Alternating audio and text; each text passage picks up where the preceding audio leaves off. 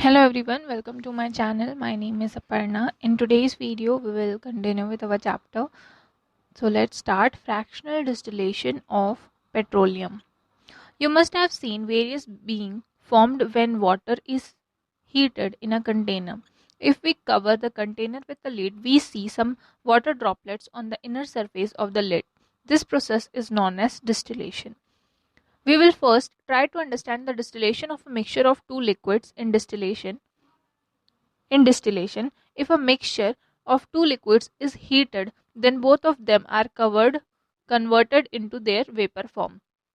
When we cool the vapors, they are converted back into the liquid form.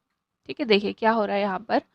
जो vapours यहाँ पर आपको सबसे पहले बता रहा है कि आपने घर पे जब हम लोग पानी को बॉईल करते हैं, ठीक है, उसको पानी को जब बॉईल कर रहे हैं या कोई भी चीज़ों को जब बॉईल कर रहे हैं और उसके ऊपर में एक लिड लगा दे रहे हैं, ठीक है, क्या लगा दे रहे हैं, लिड लगा दे रहे हैं, तो वहां पर आपको ऊपर में आपने देखा होगा मतलब जो लिड रहता है उसके अंदर में पानी वेपर फॉर्म पे क्या रहता है, जमा हो जाता है. पानी जो है वो पूरा छोटे छोटे उसमें वाटर ड्रॉपलेट्स बन जाते हैं. ये जो प्रोसेस है उसी को डिस्टिलेशन कहा जाता है. इस पूरे प्रोसेस को समझने के लिए, मतलब डिस्टिलेशन कोई भी दो लिक्विड्स के बीच में जो डिस्टिलेशन होता है उसको समझने के लिए देखिए क्या होता है. जो डिस्टिलेशन है वो मिक्सचर होता है आपका दो लिक्विड्स का, जो दोनों लिक्विड्स को हीट किया जाता है और दोनों को वेपर फॉर्म में कन्वर्ट किया जाता है. जब दोनों को वेपर फॉर्म में कन्वर्ट करेंगे, वेपर फॉर्म में हम लोग उसको निकालेंगे और उसके बाद में जब वेपर को कूल किया जाएगा तो वो लिक्विड फॉर्म में फिर से कन्वर्ट हो जाते हैं.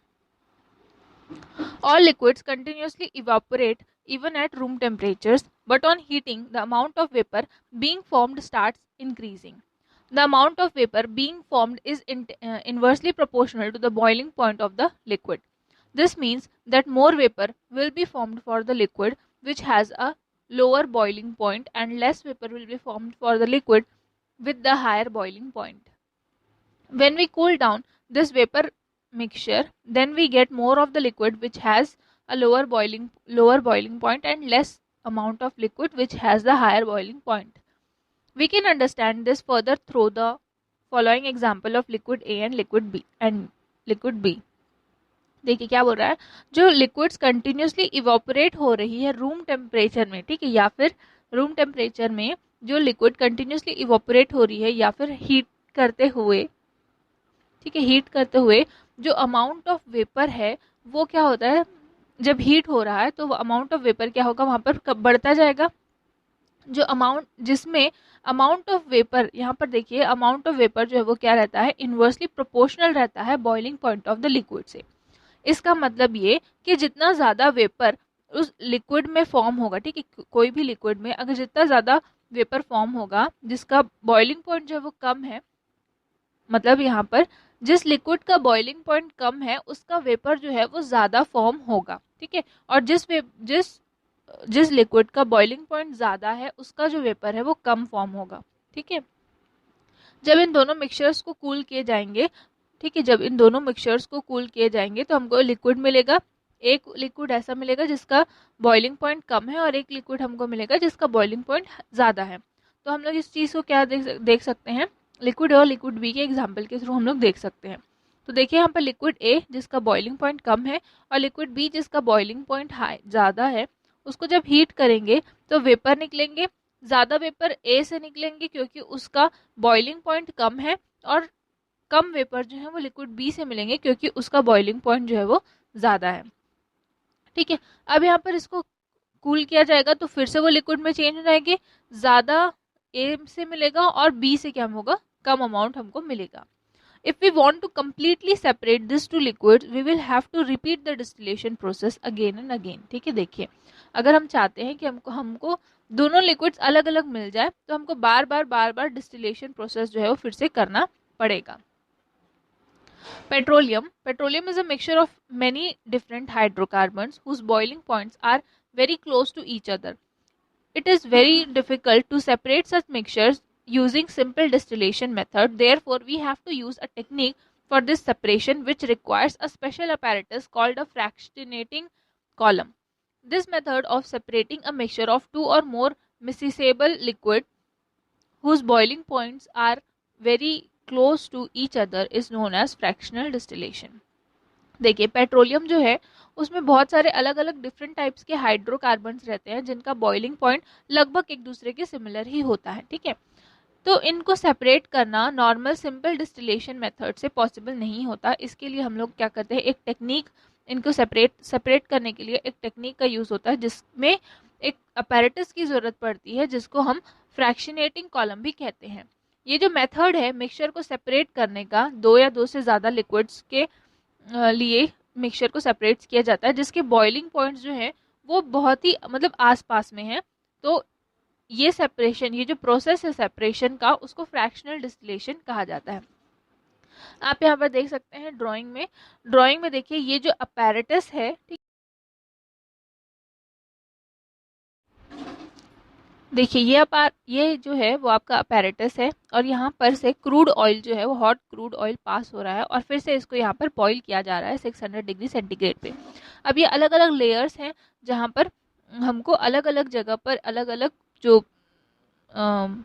पेट्रोलियम प्रोडक्ट्स हैं वो मिल रहे हैं। जैसे कि यहाँ पर जो बचा हुआ रेसिड्यू है उसको क्या किया जाता है, रोड्स बनाने के लिए यूज़ किया जाता है। फिर यहाँ से हमको फ्यूल ऑयल मिल रहा है, ठीक है, फ्यूल ऑयल मिल रहा है जो कि शिप्स में, फर्नेस में, बॉयलर्स पे यूज़ किए जाते हैं।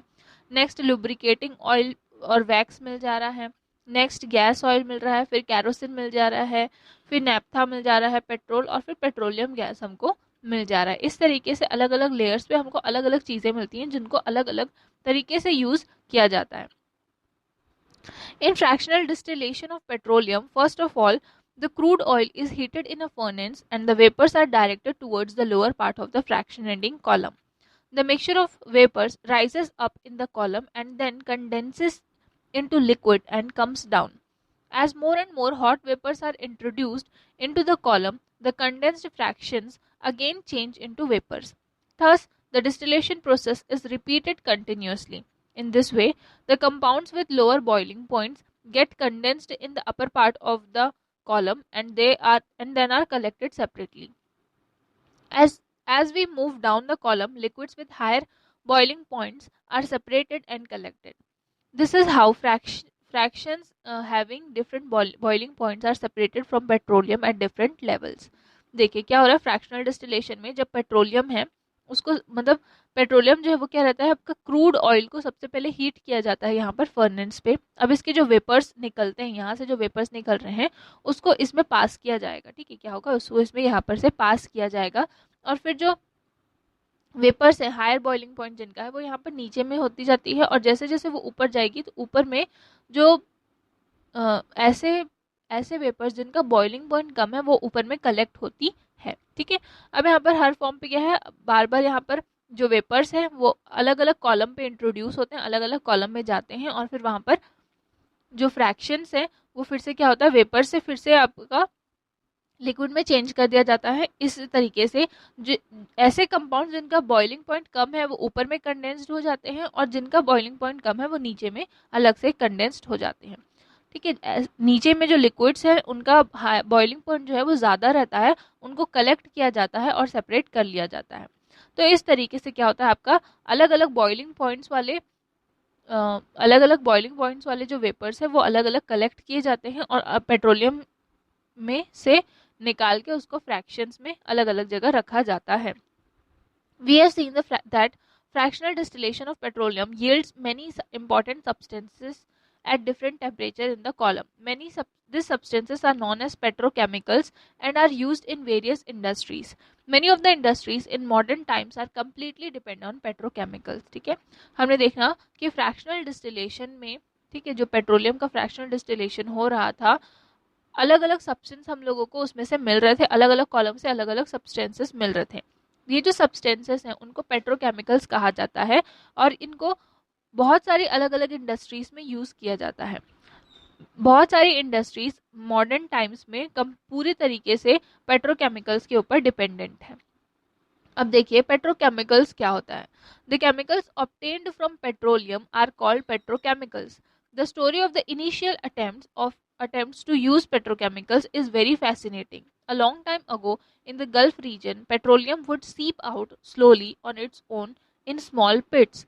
Many of the components of the petroleum mixture could form vapors, so after some time most of the mixture would evaporate, leaving being a sticky substance.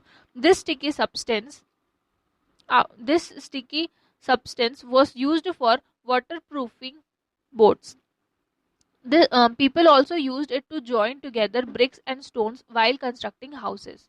About 200 years ago, kerosene oil was separated from petroleum, and from then on it started being used extensively as a fuel and for lighting.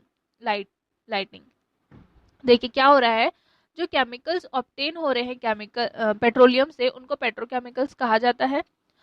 ये जो story है वो काफ़ी ज़्यादा, मतलब जो petrochemicals की जो स्टोरी है वो काफ़ी ज़्यादा फैसिनेटिंग है. सबसे पहले जो बहुत साल पुराने, जब गल्फ रीजन में पेट्रोलियम जो है वो अपने से ही निकल जाता था और एक स्मॉल पीट पे कलेक्ट होता था. बहुत सारे कंपोनेंट्स पेट्रोलियम के मिक्सचर के वो वेपर्स के फॉर्म पे निकल जाते थे और लास्ट में सिर्फ हमारे पास में एक स्टिकी सा मिक्सचर सब्सटेंस जो है वो बच जाता था. ये जो स्टिकी मिक्सचर बचता था उसको वाटर प्रूफिंग बोट्स के लिए यूज़ किया जाता था, और कुछ लोग जो है उसको ब्रिक्स बनाने में, स्टोन्स के लिए, कंस्ट्रक्टिंग हाउस के लिए यूज़ करते थे.